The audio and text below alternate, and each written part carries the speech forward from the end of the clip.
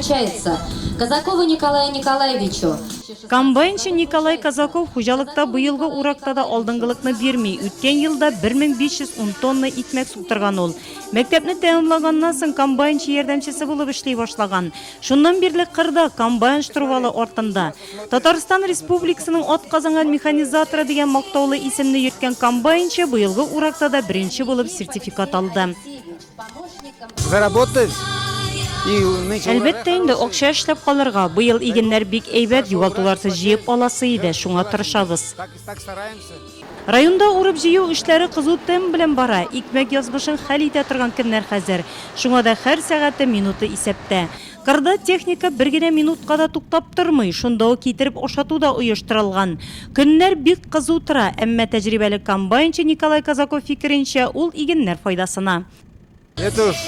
Көннәр аяз тора, бертик шуңа да кырда үз вакытында өлгерә, суктырып алырга кирәк. Урып җыюда Нурлат игенчеләре республиканың әйдәп баручы районнары исемлегендә. Язын куйган өметләр акланды ди районның авыл хуҗалыгы белгечләре. Быел көзге уҗым культураларының уңышы бик әйбәт. Гектарыннан 50-гә якын центнер ашлык чыккан кырлар да бар. Бу елны безнең общий площадьларыбыз зерновой буенча 35,5 мең гектар безнең чәчелгән иде. Инде бүгенге көнгә инде 60% безнең без аны уңышлы икмәк элеваторларыбызга тапшырып барабыз. 20 артык мең гектар инде бу санна белән чагыштырып карасаң. Республика буенча инде урожайность хәзер бара бүгенге сводка белән 30 центнерга якынга, Нурлат районыбызның безнең 39 центнер. Укрупка была инде, районыбыз средний урожайность районыбыз буенча. Валовый сбор урожая общий без прогнозируем свыше 100 тысяч гектар. 100 меңнән артык дип чыгабыз дип уйлыйм. Яхшы күрсәткечләргә ирешкән 1000 тоннадан артык ашлык суктырган комбайнчыларны кырда бүләкләү районда матур традициягә керде. Южный хуҗалыгының 6 комбайнчысы Нурлат районы башлыгы кул куйган мактау кәгазенә һәм 5000лек сертификатка ия булды. Ярдәмчеләре дә бүләксез калмады. Урак башланганнан бирле районның 10 комбайнчысына шундый сертификат тапшырылды.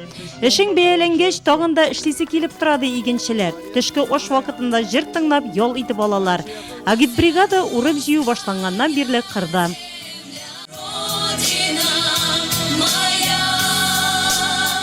Поднимает настроение. Җыр кәефне күтәрә, яхшырак эшләргә этәргеч бирә. Настроение поднимает. Мин шатланам, Нурлат җирлегендә менә уже 2000 тонна икмәк суктыруга җитешкән комбайнерларның булуы белән. Уңыш булгачтан икмәкне ул бункерга төшә, булмаса аны җыеп булмый. Шуның өчен инвесторда тырышкан, Сөләймановның менә бу җирлегендә без тырышкан монда специалистлар да һәрберсенә мин теләр идем быелгы елны тагында тырышып эшләргә, урып җыюны вакытында тәмамларга.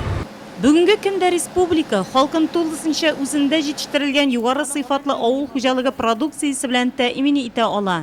Минимал кулланучылар кәрзиненең бәясе Россиядә иң түбәннәрдән санала.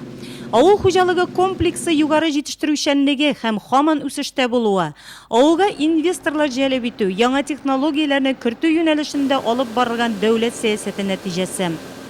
Татарстан үзебезнең авыл хуҗалыгы продукциясе белән тәэмин итү буенча һәм аны җитештерү буенча Россия Федерациясе субъектлары арасында 4-нче позициядә тора. Бездән бары Краснодар, Белгород, Ставрополь өлкәсе алда. Biz иң беренчеләрдән булып, иң күп җитештерүче, иң күп бездә җитештерелә бәрәңге.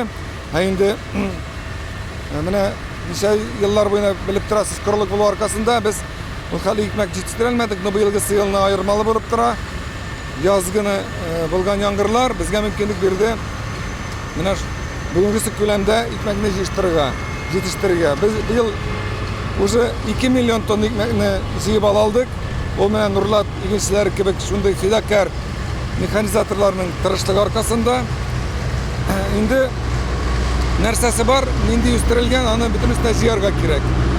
Урып җыю эшләре белән бер рәттән районда киләсе ел уңышы өчен җирне туңга сөрү, орлыклык материаллар туплау, терлек азыгы әзерләү, көзге чәчү эшләренә әзерлек бара.